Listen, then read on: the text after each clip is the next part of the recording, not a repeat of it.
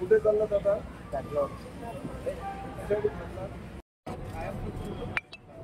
फक्त कालच मी येणार म्हणून अस्वच्छ झालाय. साहेब, खरं तर आज तुम्ही सोलापूरचं हे मुख्य बस स्थानक आहे आणि या एसटी स्टँड मध्ये काही गैरसुविधा आहेत अशा तक्रारी मला प्राप्त झाल्यानंतर मी सोलापूरच्या आणि प्रामुख्याने धाराशिवच्या दौऱ्यावर आल्यानंतर काही पॅसेंजर्सनी माझ्याकडे मेसेजच्या माध्यमातून मागणी केली की साहेब एकदा या बसस्थानकाची तुम्ही पाहणी करा.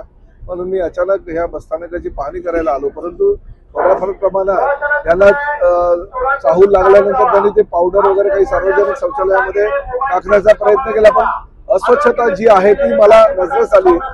पानपोळी आहे त्या ठिकाणी फार अस्वच्छ वातावरण, म्हणजे त्या ठिकाणी लोक हात धुवू शकत नाही, त्या ठिकाणी पाणी काय पिणार अशी दुरावस्था त्या पानपोळीची आहे.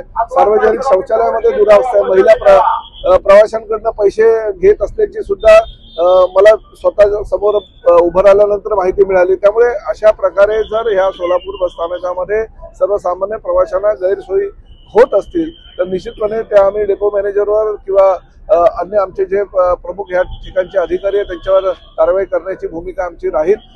मी परत 26 किंवा 27 तारखेला सोलापूरच्या दौऱ्यावर येतोय आणि त्या दरम्यान जर या ठिकाणी अस्वच्छता मला दिसली परत आहे त्या पद्धतीनं जर सुविधा दिसल्या, सर्वसामान्य प्रवाशांना देणाऱ्या सुविधा जर यांनी दिल्या नाही तर निश्चितपणे त्यांच्यावर कठोरपणे कारवाई करण्यात येईल. मी जे संबंधित आहे आताचा जो अस्वच्छतेचा प्रकार आहे त्या संबंधित डेपो मॅनेजरला नोटीस काढण्याच्या सूचना मी अधिकाऱ्यांना आमच्या दिलेल्या आहेत. त्यांना नोटीस काढून ताकीद देण्यात येईल. परंतु परत दर आठवड्याला काही आमच्या लोकांना आम्ही पाहणी करायला पाठवू, काही भरारी पथक आम्ही पाठवू. अस्वच्छता जर या ठिकाणी सार्वजनिक शौचालय, पानपोळी आणि इतर ठिकाणी जर असेल तर निश्चितपणे त्यांच्यावर कारवाई करण्यात येईल.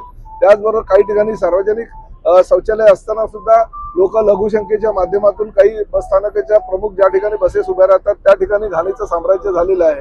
ते सगळं घाणीचं साम्राज्य किंवा जे आमचं सार्वजनिक शौचालय आहे आणि पानपोळी ह्या ज्या माफक सुविधा सर्वसामान्य प्रवाशांना देणं गरजेचं, म्हणजे एसटी महामंडळाकडनं त्याच अपेक्षा आहेत लोकांच्या. त्या जर अपेक्षेला आमचा अधिकारी वर्ग जर उतरू शकला नाही तर निश्चितपणे त्यांच्यावर कारवाई करण्यात येईल. बार्शी खडकोली बस आहे, खरं तर संध्याकाळी 5 वाजता विद्यार्थी शाळा आणि कॉलेज सुटल्यानंतर जात असतात. सातत्यानं ते निवेदन देत आहेत की विद्यार्थ्यांच्या सुरक्षेचा प्रश्न आहे.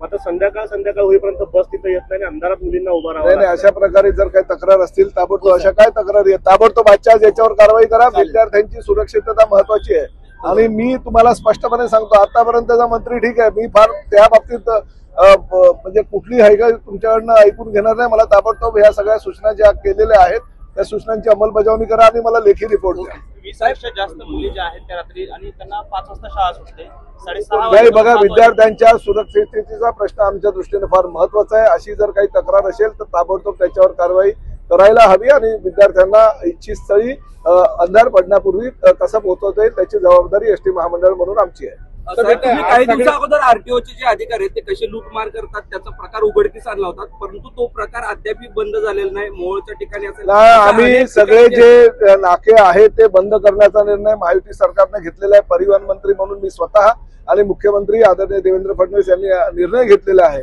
सगळे जे चेक नाके आहेत ते पूर्णतः आम्ही बंद करणार आहे. त्यामुळे जी अनागोंदी त्या चेक नाक्यावर किंवा टोल नाक्यावर चालू होती ती कायमची बंद होईल. साहेब, खरं तर एकनाथ